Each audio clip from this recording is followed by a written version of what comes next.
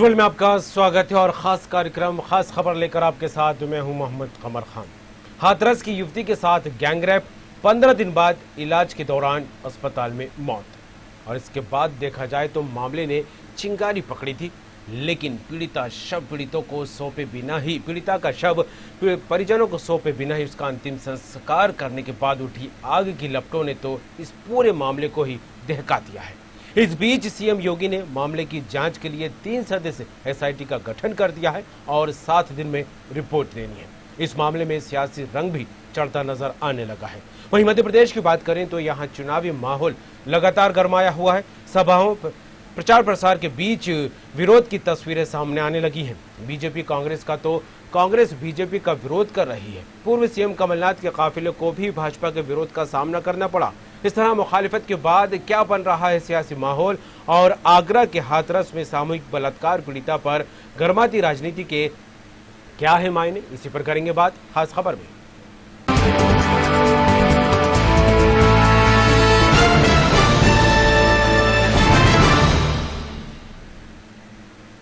Hathras gang पीड़िता की मौत के बाद रातों रात अंतिम संस्कार के बाद निशाने पर आई योगी सरकार ने मामले की जांच के लिए एसआईटी का गठन कर दिया है। मुख्यमंत्री योगी आदित्यनाथ के निर्देश पर गृह सचिव भगवान स्वरूप की अध्यक्षता में 3 सदस्य एसआईटी का गठन किया गया है। इसके साथ ही मुख्यमंत्री योगी आदित्यनाथ ने मामले को फास्ट ट्रैक कोर्ट में चलाने का भी निर्देश दिया है। मामले की जांच के लिए गृह सचिव भगवान स्वरूप की अध्यक्षता में 3 सदस्यीय टीम का गठन हुआ। इसमें डीआईजी चंद्र प्रकाश और आईपीएस पूनम सदस्य होंगे।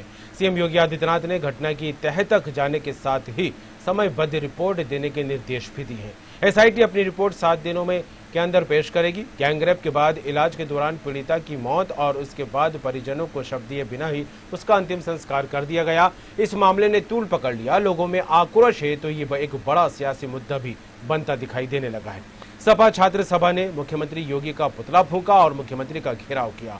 मुख्यमंत्री निवास का घेराव किया और इस बीच पुलिस ने लाठीचार्ज भी किया और प्रदर्शनकारियों को गिरफ्तार किया। हाथरस घटना को लेकर आगरा पुलिस अलर्ट में दिखाई दी। आगरा जिले के हाथरस बॉर्डर पर पुलिस और पीएसी तैनात कर दी गई है। बॉर्डर से बिना चेकिंग के कोई भी वाहन हाथरस में प्रवेश नहीं कर सकता है। राजनीतिक दल की गाड़ियां, राजनीति से जुड़े व्यक्ति जिले में प्रवेश नहीं कर सकते, उनको बॉर्डर पर ही रोक दिया जाएगा। आपको बता दें, गैंगरेप के 4 आरोपी पुलिस की गिरफ्त में हैं। ऐसी गतिविधि पे जिससे कि कोरोना प्रोटोकॉल में उसका वायलेशन हो या फिर कोई अन्य असहज स्थिति ना उत्पन्न हो, उसके लिए जिला पुलिस अलर्ट मुस्तैद व्यवस्था सभी जगह चेकिंग की जा रही है और जो है कानून व्यवस्था और शांति व्यवस्था को हर हाल में बनाया गया है।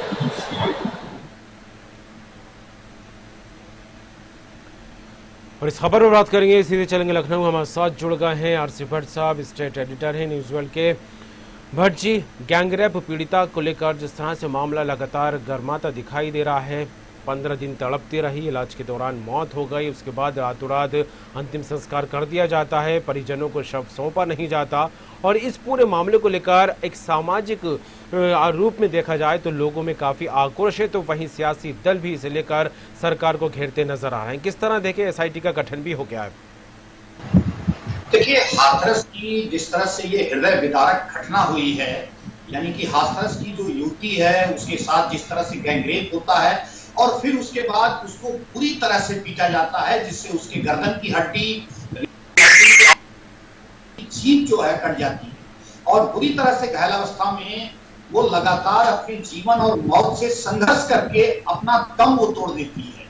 निश्चित रूप से कहा जाए कि इस दलित समाज की जो युवती है, इसके साथ ये हृदय विदारक जो घटना हुई है, इसमें कहीं न कहीं प्रशासन की बड़ी लापरवाही, और जिस तरह से 14 तारीख को ये घटना होती है, लगातार प्रशासन इसको पहले तो गैंगरेप मानने से इनकार करता है, फिर बाद में जब बच्ची की तबीयत खराब होती है तो इसको आनंद फानंद में कुछ दिन बाद सफदरजंग हॉस्पिटल नई दिल्ली में एडमिट किया जाता है। लेकिन जैसे ही ये तमाम घटनाओं के बारे में राजनीतिक दलों को, सामाजिक कार्यकर्ताओं लोगों को जब पता चलता है तो धीरे धीरे ये आक्रोश में बदल जाता है और पूरे उत्तर प्रदेश सहित पूरे देश के कई जनपदों में प्रदर्शन होते हैं, धरना प्रदर्शन होते हैं, पथराव होते हैं। ये लगातार कहे जा रहा है कि इस घटना को लेकर लोग आक्रोशित हैं और उत्तर प्रदेश में भी कमोवेश स्थिति ये होती है कि जिस तरह से हाथरस की गुड़िया का शव दिल्ली से लाके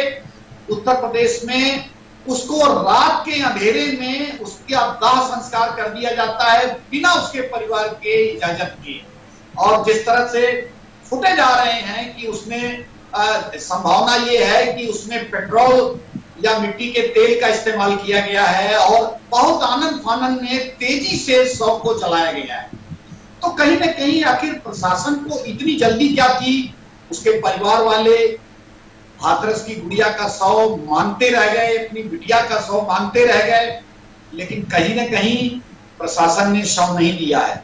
राजनीतिक लोगों से भी परहेज रखा जा रहा है। आज उत्तर प्रदेश के भारतीय जनता पार्टी के कई नेता वहां उसके घर जाने की कोशिश किए, लेकिन उनके परिवार वालों ने मिलने से इनकार कर दिया। अब जब उत्तर प्रदेश में इसको लेकर पूरी तरह से राजनीति गरमा गई है, तो योगी सरकार कहीं न कहीं बैकफुट पर है। और जिस तरह से लगातार विपक्षी दल समाजवादी पार्टी के राष्ट्रीय अध्यक्ष अखिलेश यादव, मायावती बहुजन समाज पार्टी की राष्ट्रीय अध्यक्ष प्रियंका गांधी, जो कांग्रेस की राष्ट्रीय महासचिव, आप पार्टी, तमाम पार्टियों ने इसकी भारी आलोचना की है। और जिस तरह से ये घटना हुई, आनंद फानन में उसके शव को जलाने की कोशिश हुई और जलाया गया, वो निश्चित रूप से काफी हृदय विदारक है और सरकार को कटघरे में खड़ा करने के लिए काफी है। 2017 में योगी सरकार जब आई थी तो उन्होंने सीधे तौर पर कहा था कि हम महिलाओं को सुरक्षा देंगे, लेकिन वो सुरक्षा के जो दावे हैं वो ढेर होते नजर आ रहे हैं। और जिस तरह से लगातार उत्तर प्रदेश में यौन शोषण के, माइनर बच्चियों के और नवयुवतियों के यौन शोषण के मामले बढ़े हैं, वो बिल्कुल जो है अब देखने को मिल रहा है।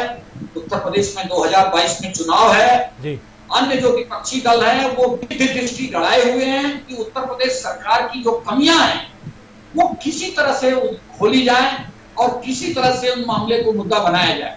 सरकार गलतियों पर गलतियां करती जा रही है। प्रशासनिक जो अधिकारी हैं, चाहे डीजीपी हो या अपर मुख्य सचिव हो, तमाम के दावे फेल होते नजर आ रहे हैं। बिल्कुल भट्ट जी, 2022 के चुनाव को लेकर बात की जाए तो उन चुनावों में फिलहाल अभी वक्त है, लेकिन जिस तरह से इस मुद्दे को लेकर बात की जाए, योगी सरकार बैकफुट पर आती नजर आ रही है और जिस तरह से एक के बाद एक कई सवाल विपक्ष में बैठे सियासी दलों ने उठाए, उसको लेकर कटघरे में योगी सरकार खड़ी होती दिखाई दे रही है। लेकिन ये मामला पहला मामला नहीं है, इससे पहले भी कई ऐसे मामले आ चुके हैं योगी सरकार के राज में और उसको लेकर भी सियासत जमकर होती दिखाई देने लगी। क्या लगता है जब इस तरह के मामले आते हैं, कुछ रुपए का मुआवजा दे देना और फिर किसी स्पेशल एजेंसी को जो है जांच के लिए गठित कर देना, टीम गठित कर देना, ये खाना पूर्ति मानी जाए या फिर ये माना जाए कि कहीं ना कहीं जो इस तरह की कदम उठाए जाते हैं सरकार की तरफ से वो सिर्फ खाना पूर्ति के तौर पर ही किए जाते हैं? क्योंकि इस तरह के जो मामलों को लेकर बात की जाए तो अंत इस मामले की, इस तरह के मामलों को लेकर कोई रिपोर्ट सामने आ नहीं पाती है। कंवर, आपने बहुत अच्छा सवाल उठाया है। मैं बिल्कुल इस एसआईटी के बारे में बता दूं कि जब भी उत्तर प्रदेश में कोई घटना होती है और उस घटना को लेकर राजनीति होती है या कोई विवाद होता है तो सरकार एक एसआईटी का गठन करती है। आप ये बताइए कि एसआईटी का गठन इतना महत्वपूर्ण क्यों है? क्या उसको रिटायर्ड जस्टिस से जांच कराया जा सकता है या फिर जो है अन्य जांच एजेंसियां हैं उनसे कराया जा सकता है? लेकिन एसआईटी में कुछ पुलिस के अधिकारियों की नियुक्ति की जाती है और उसके साथ साथ जो है वह जांच करती है। भगवान स्वरूप उत्तर प्रदेश के गृह सचिव हैं, उनके निर्देशन में ये एसआईटी का गठन हुआ है और निश्चित रूप से कहीं न कहीं सरकार को अपने तंत्र पर बहुत भरोसा है। जिस तरह के की एसआईटी का गठन हो रहा है, अब धीरे धीरे लोग एसआईटी पर विश्वास करना बंद कर रहे हैं क्योंकि एसआईटी से उनको लगता है कि सही तथ्य नहीं आ पाएंगे, न्याय नहीं मिल पाएगा। ये भी लोग शंका की नजर से देख रहे हैं और अब तो ऐसा लगता है कि उत्तर प्रदेश में अगर कोई घटना होगी तो आगे चलकर एसआईटी का गठन हो जाएगा। यह भी बिल्कुल विचित्र स्थिति देखने को मिल रही है। तो जाहिर सी बात है सरकार को गंभीर होना पड़ेगा, खासतौर पर यौन शोषण के मामलों में, महिलाओं के ऊपर अत्याचार के मामले को लेकर, ये तमाम मुद्दों पर सरकार को गंभीर होना पड़ेगा। निश्चित रूप से कहा जाए कि आने वाले जो दिन हैं, इस तरह की घटनाएं जिस तरह से बढ़ रही हैं, उस पर अगर लगाम नहीं लगाते हैं तो योगी सरकार को आने वाले दिनों में निश्चित रूप से जो है चुनाव में जवाब देना पड़ेगा। जी बिल्कुल भट्ट जी, इस पूरे मामले को लेकर देखा जाए तो कई सवाल निकलकर सामने आ रहे हैं। आनन फानन में काफी जल्दबाजी में जो है युवती का अंतिम संस्कार कर दिया जाता है, वो भी रात के अंधेरे में, जबकि हिंदू मान्यताओं के हिसाब से देखा जाए तो रात में अंतिम संस्कार करना अच्छा नहीं माना जाता है, पहली चीज। और दूसरी चीज, जिस तरह से अब पुलिस प्रशासन अलर्ट होता नजर आ रहा है, आगरा जिले को लेकर सीमाओं पर जो है पुलिस बल को तैनात कर दिया गया है, किसी राजनीतिक काफिले को अंदर नहीं जाने दिया जा रहा, किसी नेता को अंदर नहीं जाने दिया जा रहा, और अगर कोई जा भी रहा तो उसकी चेकिंग भरपूर तरीके से की जा रही है। तो किस तरह देखें इन मामलों को लेकर, क्योंकि इसकी वजह भी अभी तक साफ नहीं हुई है कि आनन फानन में अंतिम संस्कार क्यों किया गया। देखिए, ये बहुत ही हृदय विदारक स्थिति है कि आप बिना परिवार के इजाजत के उनको दबाव में लेकर और उसके शव का अंतिम संस्कार अत्यंत ही क्रूरता तरीके से आप कर रहे हैं। और निश्चित रूप से जिस तरह से सहानुभूति जताने जो राजनीतिक दल हैं, अन्य राजनीतिक दल हैं, जो विपक्षी हैं, तमाम लोग जो जाना चाहते हैं, उसको कहीं न कहीं प्रशासन रोकता है। कोई ऐसी स्थिति न उत्पन्न हो जिससे संघर्ष की स्थिति हो, लाइन ऑर्डर खराब हो। भट्ट जी, मैं यहाँ पर आपको रोकूंगा, इस वक्त यहाँ पर वक्त हो चुका है एक छोटे से ब्रेक का, जल्द हाजिर होंगे।